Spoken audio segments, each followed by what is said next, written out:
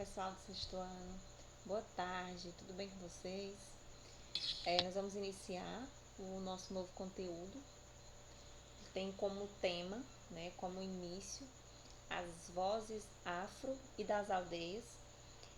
No início do livro vocês vão estudar um pouquinho sobre os ativistas afros, né, que defendem uma causa afro e das aldeias também. Aqui nessa parte do panorama, né, que contempla a redação, nós vamos estudar mais a questão das aldeias, mesmo dos indígenas. E nós vamos trabalhar em especial, desde o início do capítulo, com poema.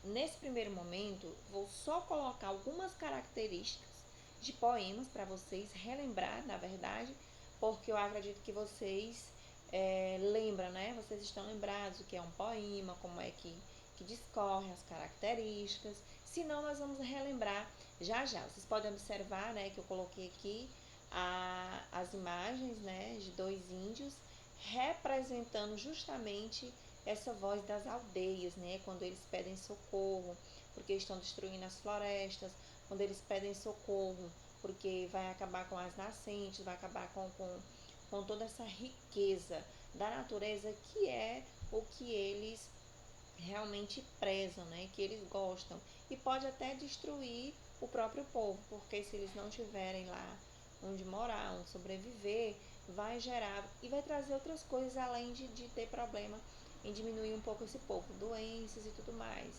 né, pessoal? Então vamos lá conhecer quem é a nossa poeta que vai fazer essa abertura, né, a ativista que vai falar um pouco sobre os indígenas. Vamos lá. Olha aqui ela, coloquei aqui uma imagenzinha. Essa poeta é a mesma que tem no livro de vocês, tá certo? A diferença é que aqui ela está de uma outra forma, ela está na floresta e tudo mais. Vocês podem observar que ela está, né, trajando justamente, simbolizando o povo dela, simbolizando os índios, né? Além de poeta, ela é ativista.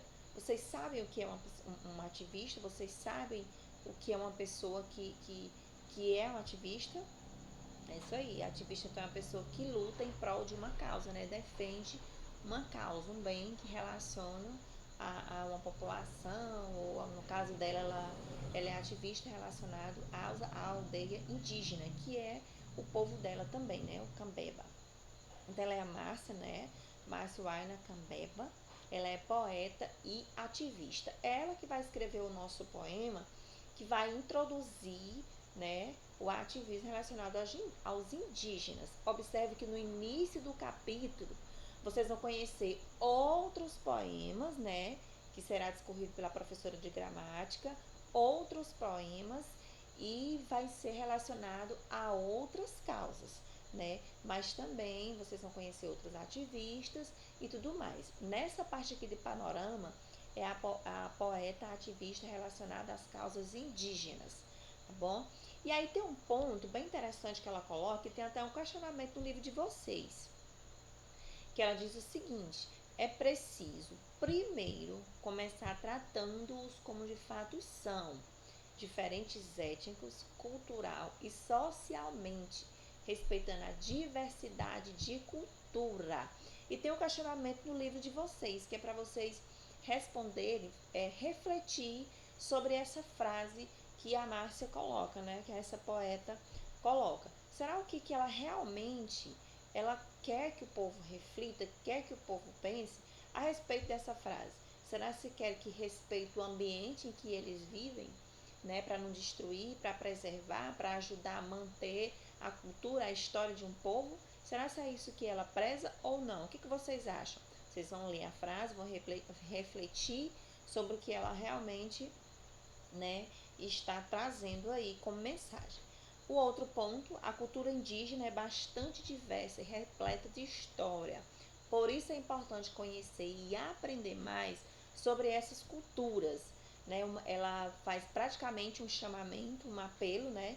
Que há diversas culturas, é uma história repleta de bastante aprendizado, uma cultura diversa, e pode gerar um aprendizado enorme. E ela chama a atenção justamente para isso, para conhecer, né, para saber como é, como vivem, né, como se alimentam, como dormem, como e tudo. Então, a partir do momento que conhecer esse povo, saber realmente como eles são, ela vai entender que eles realmente precisam dessa compreensão de quem só pensa em destruir, de quem só pensa em crescer em cima de algumas riquezas, tá? E é por isso que ela luta, pessoal. Ela luta justamente para defender, tá certo? Tem um poema no livro de vocês, eu coloquei aqui somente 2 estrofes, viu? Os Filhos das Águas dos Solimões. Vocês estão vendo aqui que eu coloquei a reticência, tá certo? Reticênciazinha aqui. E aqui é o nome da autora, né? Que é essa mesma poeta que nós estamos falando aqui, a Márcia. Eu coloquei só as 2 estrofes, como eu já disse a vocês, só para vocês relembrarem, nós vamos trabalhar o contexto e também vocês relembrarem as características do poema. Vamos lá, diz assim: a água é a mãe que sustenta a vida que nasce como uma flor, alimenta a planta e o ser vivente, é estrada por onde anda o pescador, né? Na enchente vem veloz e furiosa, derrubando ribanceiras, destruindo a plantação. Afeta a vida do indígena e ribeirinha. É um ciclo que se renova a cada estação. Observe que o título, né? O título, Os Filhos das Águas dos Solimões, o poema inteiro está se referindo ao título, né? A questão da preservação das águas, a preservação do rio, a preservação das riquezas mesmo relacionadas ali aos índios, né? Tudo mais, essa renovação. E aí, nós vamos trabalhar o seguinte: observe, vocês estão lembrados ainda do que é estrofe? Ótimo, então presta atenção. Aqui onde começa a água, bem aqui no início. Só um minuto. Isso. Aqui onde começa a água, né? Até onde tem pescador é uma estrofe. Olha só. Essa estrofe, ela é composta de 1, 2, 3, 4 versos. Cada linha, pessoal, corresponde a um verso.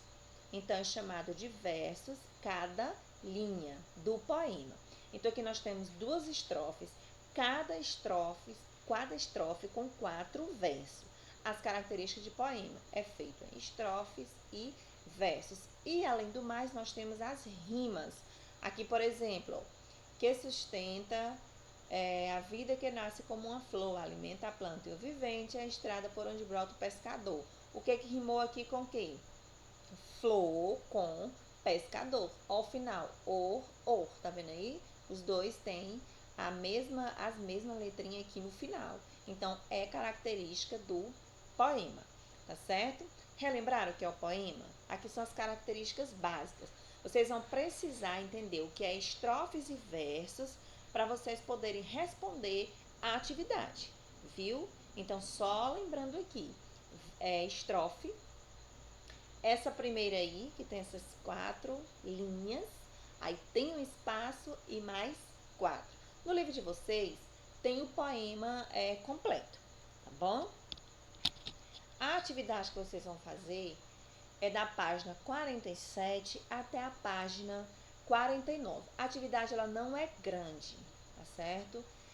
Porque como tem os textos, vocês vão precisar ler para poder responder.